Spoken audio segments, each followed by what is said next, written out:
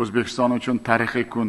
Murosasiz juda qizg'in kechgan o'yinda futbolchilarimiz Jahon mundialida birinchi marta juda katta tajribali jamoaga qarshi o'zining kuchli xarakterini ko'rsatdi. Oson emas, birinchi marta 34 yil biz kutgan voqea bo'ldi. Shuning uchun kuchli xarakteri, jismoniy tayyorgarligi va irodasini yaqqol namoyon etdi desak, bu ham to'g'ri. Biz uchun chempionatdagi birinchi golimiz bu ham g'alaba.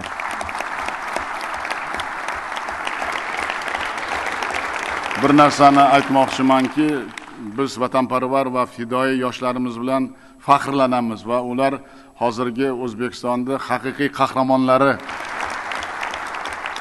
Hali oldimizda juda ko'p imkoniyatlar borligini o'zlaring ko'rdilaring. Farzandlarim, qahramonlarim ko'p narsaga qodir ekanliklarini ham bildirdi. Shuning uchun faqat omad tilaymiz biz.